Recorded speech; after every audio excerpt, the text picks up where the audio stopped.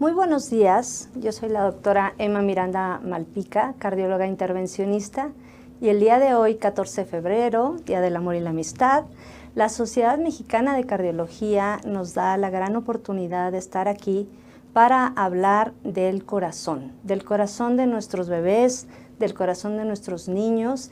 Y bueno, estamos de gala, nos vestimos de rojo y nos vestimos de lujo, porque hoy tenemos la presencia de la doctora Nereida Gutiérrez Saldaña.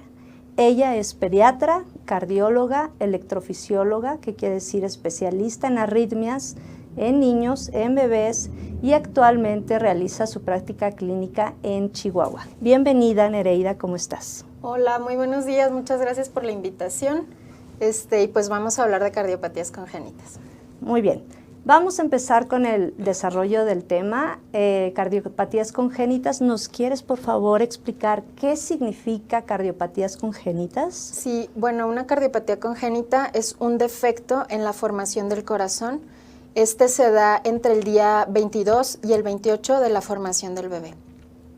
¿Qué tan frecuentes son estos defectos, estas malformaciones, doctora?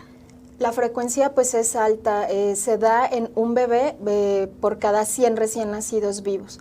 Además es importante mencionar que es la segunda causa de muerte en todos los menores de 1 año de edad. Impresionante, impresionante la frecuencia.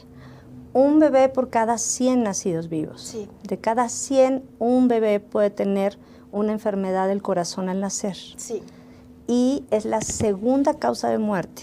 Es la segunda causa de muerte. La Secretaría de Salud reportó entre el 2004 y el 2011 la muerte de 1,732 niños menores de 1 año por esta causa. Bueno, es un tema importantísimo, doctora. Sí. ¿Nos puedes, por favor, decir las causas? ¿Por qué es que sucede esto? ¿Cómo es que se desarrollan estos defectos? ¿O cuáles son los factores que precipitan el desarrollo de estos defectos en el corazón del bebé? Sí, existen causas genéticas. Todos los niños con algún síndrome, de todos los niños que tienen algún síndrome, la mitad van a tener cardiopatía congénita. Por eso se tienen que estudiar todos. Dentro de los síndromes más frecuentes pues encontramos el síndrome de Down, el síndrome de Williams, Noonan, etcétera. Existen también otros factores que nos pueden predisponer a una cardiopatía congénita, como los factores maternos. ¿Cuáles van a ser estos? Pues si la mamá está consumiendo algunos medicamentos, como el litio, betabloqueadores como el metoprolol u otros medicamentos como enalapril. Factores importantes maternos es si también la mamá ha tenido o tiene más bien una cardiopatía congénita o alguna enfermedad como diabetes. Pero de todas las cardiopatías congénitas, el 90% de los niños que tienen esta enfermedad no van a tener ningún antecedente de importancia. Ok, entonces nos estás diciendo que prácticamente todas las mujeres diabéticas que tienen antecedente de una enfermedad del corazón congénito deben acudir a un ginecólogo para un seguimiento estricto durante su embarazo. Sí, todas las mujeres embarazadas deben tener un control con su ginecólogo. Si el ginecólogo detecta alguna alteración en el bebé, va a ser enviado a el médico materno fetal. Si el materno fetal detecta alguna alteración cardíaca, enviará a la madre con un ecocardiografista pediátrico y fetal para su seguimiento. Okay. Todas las mujeres entonces debemos al embarazo tener un seguimiento por un ginecólogo, y si tenemos factores de riesgo además, entonces ser referidos a un ginecólogo, digamos, de alto riesgo, materno-fetal, para que ellos estén muy enfocados en detectar estas enfermedades. Sí, así es. Dentro de los factores de riesgo maternos, otros, vamos a mencionar otros, es la obesidad en las mujeres que tengan un índice de masa corporal mayor de 40, si tienen fenilcetonuria, si su embarazo es secundario a una fecundación in vitro, Dentro de los factores familiares, para enviar a estas mujeres a un estudio ya más especializado, pues son que el papá, la mamá o el hermano de este nuevo bebé tengan una cardiopatía congénita, si el embarazo es gemelar, si el bebé tiene taquicardias, que son frecuencias cardíacas pues, más altas de lo normales. Si presentan cualquiera de estos factores de riesgo, tienen que ser enviados con un ecocardiografista pediátrico y fetal para su estudio. Y las mujeres de edad avanzada, ¿cierto? Sí, de edad avanzada, se considera arriba de los 35 años, también es un factor de riesgo. Ok. ¿Cuál es tu recomendación para la detección temprana entonces? Estos ultrasonidos, ¿a partir de qué mes de gestación, de qué semana de gestación se deben hacer? ¿Cada cuánto? Ok, sí, como menciona la doctora, la detección temprana o antes del nacimiento se realiza mediante la sonografía fetal. Dentro del vientre materno se realiza un ultrasonido en el que es posible ver el corazón del bebé y detectar si hay alguna alteración estructural. Esta se hace a partir de la semana 18 de gestación. Muy importante decir que este ultrasonido, sonografía, no le hace daño al bebé, no le hace daño a la mamá, es completamente indolora y bueno, no va a generar ningún problema absolutamente, sí, ¿cierto? Exacto. Okay. Sí. Para que toda la población sepa que debe hacerse estos estudios durante el embarazo, sí, para la detección temprana de estas enfermedades. Esto es antes de que nazca el bebé. Si desafortunadamente por alguna razón la madre no tiene acceso o no tuvo este seguimiento, nace el bebé, entonces, ¿qué hacemos? ¿Hay alguna manera de detectar estas enfermedades del corazón en el bebé recién nacido cuando está naciendo? Esto es muy importante. ¿Por qué? Porque la detección temprana se realiza en el 60% de los pacientes, o sea, antes del nacimiento podemos detectar una cardiopatía en el 60% de estos pacientes. El otro 40% se va a detectar posterior al nacimiento. De este 40%, la mitad nace sin síntomas, eso el 20% de estos niños. El otro 20% es posible detectarlo mediante un método que es avalado internacionalmente, que es el tamiz cardiológico. El tamiz cardiológico consiste en tomar la saturación sanguínea de la mano derecha y de cualquiera de los dos pies. Si la saturación sanguínea es arriba del 95% y la diferencia entre la mano y cualquiera de las dos extremidades es menos del 3%, es un estudio normal. Pero es muy importante que sepamos que el tamiz cardiológico solo nos va a detectar las cardiopatías críticas o las más graves, no nos detecta las más simples o las menos complejas. Lo que está diciendo la doctora es muy importante porque es un estudio muy sencillo que se puede hacer prácticamente en cualquier hospital, en cualquier lugar, en el momento en el que el bebé nace, ¿cierto? Sí. Ok. Sí, se realiza las primeras 24 a 48 horas y como dice la doctora, pues en cualquier centro tenemos un oxímetro con el que podemos verificar estos datos en el bebé. Algo también muy importante es que también nos está diciendo que en la mitad de los bebés que nacen pueden no tener absolutamente ningún síntoma, pasar completamente desapercibido que el bebé tiene una enfermedad de corazón. Entonces este tamiz es muy importante y es muy sencillo, es prácticamente sin costo, se puede hacer en cualquier centro en el que nazca un bebé. Sí. Ahora, si desafortunadamente esto no se hizo y nosotros como papás, mamás, ¿cómo podemos detectar en nuestro bebé, en nuestro hijo, que pudiera este niño tener una enfermedad en el corazón? Ok, bueno, como mencionábamos, un 20% no va a tener sintomatología al nacimiento. En muchos de los niños empieza la sintomatología a partir del segundo mes de vida. ¿Cómo lo podemos detectar o qué vemos nosotros en la casa con nuestro bebé? Uno de los datos importantes es que durante la alimentación el bebé va a estar haciendo varias pausas. O sea, está con la toma, descansa un ratito, vuelve con la toma. Otro de los datos es una sudoración abundante, profusa. Pueden tener también alteraciones en la coloración, pueden ir desde palidez generalizada, coloración grisácea o coloración azulada alrededor de los labios, en las uñas de las manos y de los pies. Se pueden percibir latidos muy rápidos, que son palpitaciones. Y otro dato importante es que estos niños no crecen, se mantienen con pesos bajos. Esto en los bebés. En los bebés. En los niños no les gusta jugar mucho, corren poquito. En los niños de mayor edad vemos que se cansan más que el resto de los niños, se cansan antes.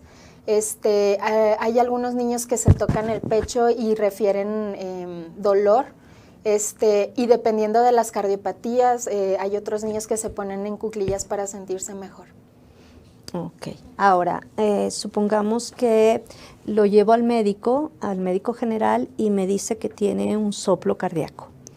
Y me dice que es un soplo funcional, que es un soplo benigno. Esto es algo súper frecuente, que bueno, anteriormente, hace años, pues era muy frecuente que te dijeran, es un soplito que, bueno, se le va a quitar. ¿Esto es correcto, doctora? No, todos los soplos se tienen que estudiar, todos. Existe una entidad, un diagnóstico, que es el soplo inocente. El soplo inocente es un soplo que se va a dar en ausencia de alteraciones estructurales del corazón. ¿Por qué se da? Está descrito que el paso de sangre de una cavidad a otra en un corazón tan pequeño puede producir turbulencia, y eso se escucha como un soplo, sin haber ninguna enfermedad cardíaca. Y otra entidad descrita es la formación de un falso tendón. Esta es la formación como de una cuerdita, que al caer la sangre de una cavidad a otra la mueve y produce un sonido. Esto tiende a quitarse con la edad. En la adolescencia el tamaño del corazón pues es mayor y el ruido tiende a quitarse. Sin embargo, a pesar de que los cardiólogos pediatras podemos detectar que ese sonido es secundario a algo benigno, se tiene que estudiar. Muy bien. Entonces, como para resumir, si a nosotros nos dicen que nuestro niño, nuestro bebé tiene un soplo, tenemos que llevarlo con un pediatra, cardiólogo. Sí. Ok. Y ese cardiólogo pediatra le va a hacer el diagnóstico, le va a dar el seguimiento. Sí, al momento de la detección, el médico que detecte el soplo cardíaco lo deberá, para seguir su estudio, le deberá tomar una radiografía de tórax. En la radiografía del pecho, nosotros podemos ver ciertos datos que nos orienten a qué cardiopatía tenga el bebé. Se tiene que tomar un electrocardiograma. Ese médico le tendrá que hacer una historia clínica completa en la que vea si hay factores que predispongan a que ese bebé haya tenido esa cardiopatía. Y se debe de tomar la saturación de la sangre de las 4 extremidades, así como la presión. El médico que lo detecte, si tiene alta sospecha de cardiopatía, lo deberá enviar con un cardiólogo pediatra para su valoración y seguimiento. Ya con el cardiólogo pediatra, nosotros realizaremos obviamente la valoración completa y realizaremos una sonografía del corazón para ver directamente cuál es la cardiopatía que tiene ese bebé o ese niño. Muy bien. Un ultrasonido o lo que le llamamos ecocardiograma. Ecocardiograma. En el bebé o en el niño. Posterior a eso, ¿qué sigue, doctora? Nos dicen, pues sí, su hijo tiene una cardiopatía congénita, se operan todos los pacientes, que es un pronóstico muy malo, el niño va a morir pronto, va a llegar a la adultez. ¿Qué significa que un bebé, un niño, tenga una malformación en el corazón? Bueno, primero, al realizar nosotros el ecocardiograma o ultrasonido del corazón, vamos a ver qué cardiopatía tiene ese paciente.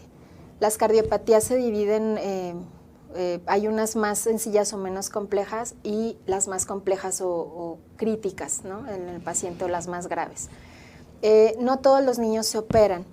Existen procedimientos más que nos permiten resolver ciertos tipos de problemas más sencillos por medio de cateterismo. Lo que hacemos aquí es canalizar, como cuando nos canalizan en el brazo, en una ingle. Por medio de ese acceso es posible subir ciertos catéteres que son como tubitos hasta el corazón, y por medio de estos nosotros podemos meter hacia el corazón ciertos dispositivos que, en el caso de haber orificios en el corazón que no deban de existir, los podemos cerrar. O también podemos subir otros dispositivos que nos permiten abrir estructuras en caso de que éstas se encuentren cerradas. Hay cardiopatías que se cierran con la edad, sin necesidad de ninguna intervención, pero aquí tenemos que tener en cuenta, y es muy importante, seguir con una valoración por cardiología pediátrica. Dentro de los pacientes que se operan, pues son las cardiopatías más complejas. ¿Cuál es el pronóstico?, me comentaba la doctora. El pronóstico, las cardiopatías más frecuentes son las cardiopatías menos graves. Si estas se detectan a tiempo, se curan por completo. Existen adultos que tienen cardiopatía congénita corregida. Cada vez es mayor el número de estos pacientes, lo que conlleva ya pues a mayores retos para su tratamiento. En México existen clínicas para la atención de estos pacientes. Existe una clínica en el Instituto Nacional de Cardiología y otra en el Instituto Mexicano del Seguro Social. Muy bien. Muy importante lo que nos está diciendo la doctora. Si entiendo bien, en resumen, a nosotros nos dicen que nuestro bebé tiene un defecto en el corazón, y entonces hay múltiples cosas que podemos hacer para repararlo. Desde un cateterismo, que es un procedimiento, digamos, menor, en el que los pacientes, los niños, pueden estar 24 horas hospitalizados, cuando es uno de estos defectos que son los más frecuentes y los más simples, hasta una cirugía compleja, pero sí hay un abanico de posibilidades que va a hacer que estos bebés, estos niños, puedan llevar una vida normal y puedan llegar a la adultez. Sí. Cuando se detecta a tiempo. Entonces, muy importante, cualquier soplo se tiene que estudiar, y sobre todo se tiene que dar seguimiento a lo largo del desarrollo del niño. Exacto. Sí, existen cardiopatías, como comentábamos, de las más frecuentes y de las menos graves, que podemos esperar un cierre espontáneo entre los 4 y los 8 años de edad, con vigilancia por cardiología pediátrica. Existen pacientes a los que no se les da seguimiento, cuyos defectos no se cierran en ese periodo de tiempo. Si se salen de ese rango, se van a ir complicando estas cardiopatías hasta llegar a un punto en que tengan un problema irreversible y pues la progresión de la enfermedad los lleve a la muerte. Por eso es tan importante que todos los soplos se estudien por un cardiólogo pediatra. Muy bien. Algo muy novedoso, doctora, que creo que no tocamos el tema. ¿Se pueden estos defectos en el bebé antes de nacer corregir? Sí, en México existe una clínica, es la única clínica en Latinoamérica, en donde se realiza intervencionismo fetal. Esta se encuentra en la ciudad de Querétaro. Este tipo de intervencionismo fetal se hace en enfermedades que, si se dejan progresar hasta el nacimiento, van a ser incompatibles con la vida, ¿no? O sea, que al momento de nacer el bebé fallezca o poco después del nacimiento. Estos procedimientos se hacen con el bebé dentro del vientre materno. En cuanto a cardiología pediátrica, lo que se hace es que se introducen estos catéteres hacia el corazón del bebé y se libera obstrucciones en el corazón. Para concluir, quisiera puntualizar las cosas más importantes de esta plática, doctora. Ok, bueno, yo creo que como primer punto sería comentar que si las cardiopatías congénitas se detectan a tiempo, el pronóstico de vida de ese niño cambia radicalmente, ¿no? Desde la curación o mejorar sus condiciones de vida hasta llegar a la edad adulta. Dos, las cardiopatías congénitas se pueden tratar con procedimientos menos invasivos o no tan invasivos como el cateterismo, hasta los más complejos como una cirugía cardíaca. Bueno, otro punto es recalcar que las cardiopatías congénitas son más frecuentes de lo que pensamos, y que es muy importante que el diagnóstico, el tratamiento, el seguimiento de estos pacientes sea con el especialista indicado, que es el cardiólogo pediatra. Bueno, doctora, pues muchísimas gracias, de verdad, ha sido un placer, un honor tenerla aquí. Muchísimas gracias a la Sociedad Mexicana de Cardiología por este espacio. Esperamos de verdad que este mensaje llegue a muchas personas para evitar complicaciones en nuestros niños si llegaran a tener este tipo de cardiopatías, este tipo de enfermedades del corazón, que lleguen a la persona indicada, que se detecten a tiempo, que se traten a tiempo y cambiemos de manera radical el pronóstico de nuestros pacientes pediátricos. Muchas gracias por la invitación. Muchas gracias, doctora. Muchas gracias por la invitación.